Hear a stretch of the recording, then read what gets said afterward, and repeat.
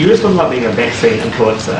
You posted on Facebook. Sorry, what was that? You were talking about being a vaccine influencer. I'm saying everyone can be, You but... posted on Facebook about side effects Yeah. a few days ago. You did turn a comment off, and the comments are full of people saying, my friend's father's grandfather had a stroke immediately afterwards. Was that the right thing to do? When the research tells you that one of the things that's stopping people from being vaccinated is their view around side effects, I think we have an obligation to talk about those issues in the open. And so I'm willing to do that, and I think we should all be willing to do that.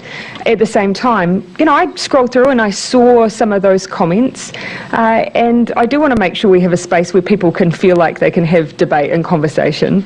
Much of the what might be the moderation around that actually doesn't necessarily come from us, but comes from Facebook and some of those forums. But I am willing to have that dialogue. I think it's better than ignoring the questions that people have when they are legitimate. I hope people will allow the space for it to happen, though, without crowding out legitimate conversation.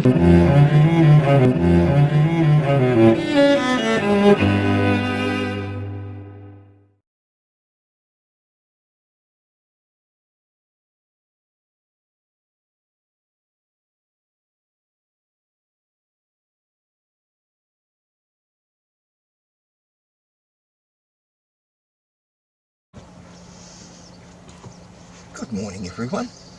Well, I'm sure you've been, so let's get the camera set right here. I'm sure you've been watching the latest videos, and I am putting them on either CKA Mark's YouTube channel, or I'll be putting them on PINAC NZ as a test run. I just don't want to risk losing the main channel with a third strike until some of the strikes finish. The other day I posted up a video in regards to Fresh Choice Supermarket using sign-in registers, which is quite frankly showing everybody else's information. Forward-facing, viewable to the public, shouldn't have happened. And to their credit, the next day ballot box was up, no more register, people's privacy respected. However, I think that's opened the floodgates. I'm now getting contacted and sent photographs of sign-in registers from other people, naming the shops and whatnot, and it appears Repco Green Lane is the next offender. So what I'm going to do is I'm going to actually ring up the Privacy Commission first, explain the situation, ask them what information they're actually giving to all of these businesses, or if they are at all, and what can be done. They say to contact these people, and there is an online at Repco email address that I can contact, but given that Repco is such a large place, now Fresh Choice is individually franchised owned. I've never seen any other Fresh Choices anywhere in Auckland, but Repco, it's massive. You try contacting them, you're just going to get a corporate department, and whether or not the shit trickles back down is another thing entirely. So what we'll do is we'll ring up the Privacy Commission and see what they have to say. Alright.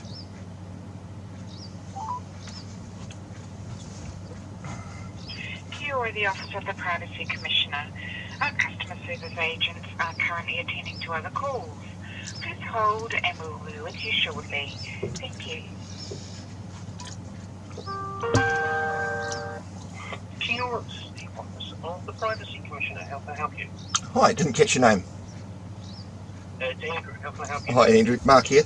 I'm calling in regards to privacy breaches due to COVID and sign-in registers. I live in Waimaku area, and the local supermarket there, Fresh Choice, had a sign-in register there up until last week, viewable, open-faced to the public with everybody's name and number.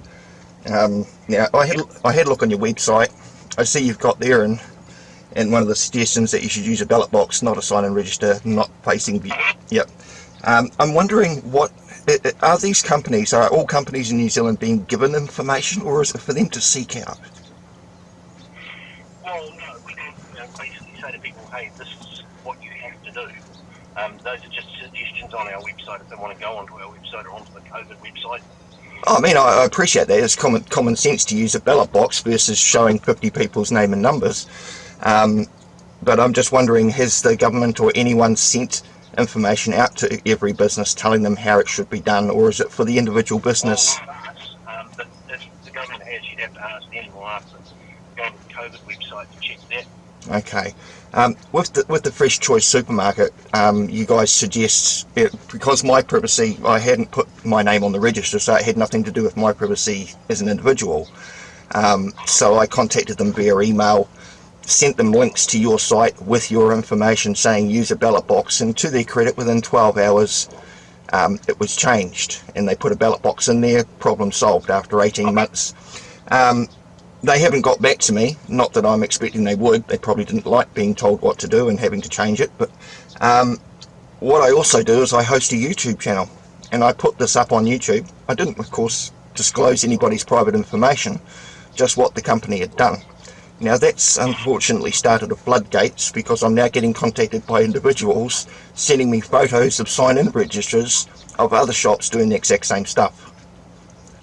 Yep, so if an individual, Yeah. if their individual privacy has been breached, then they can jump on our website and make a complaint, Yeah. which we can investigate specifically.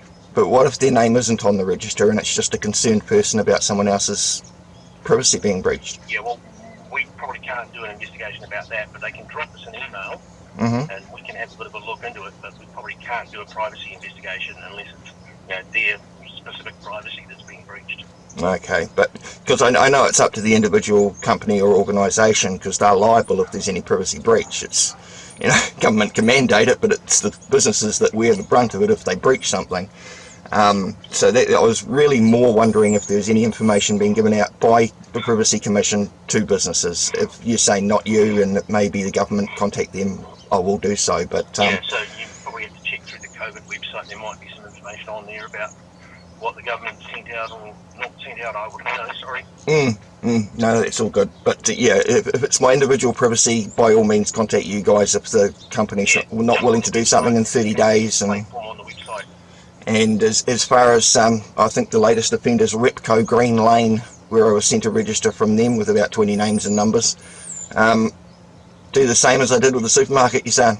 Give them an email, give them a call, say, hey, look, are you aware you're breaching people's privacy, and fix it? Yeah, well, that's up to you to decide to do that or not do that. I can't comment on that, sorry.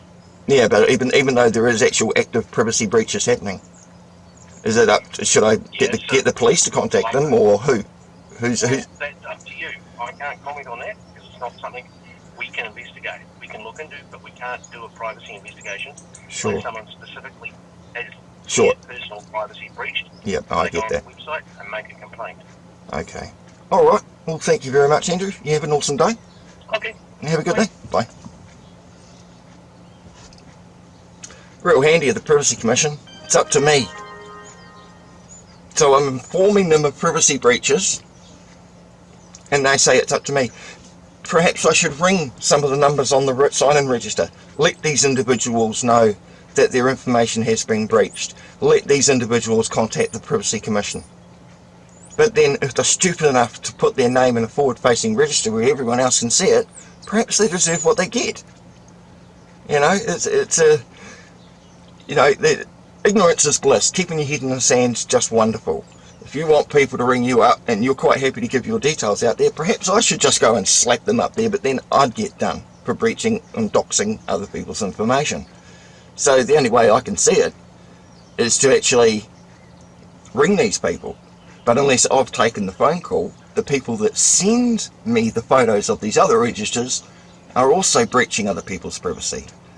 Although, in theory, they aren't doing the breaching, it's the individual company. You can take a photo of anything you like and send it to someone else as much as you like if you're not putting it out in the public sphere. It was if I was to act on that photo, put it out there in the public, then I'd go for a skate, and so would they, most probably, because they've breached privacy by sending it to media or me. So yeah, it's a tricky one. But I think emailing them or contacting the individual businesses, even if your name's not on the register, is going to be the quickest and simplest solution if you strike that happening. And yes, my dear sister, that refers to even raffle tickets and names and numbers on raffles, anywhere where people's privacy is being breached by an individual organisation or company. So yeah, Doesn't matter.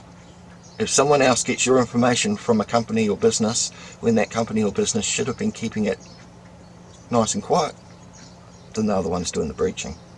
Anyway guys, catch you. Bye.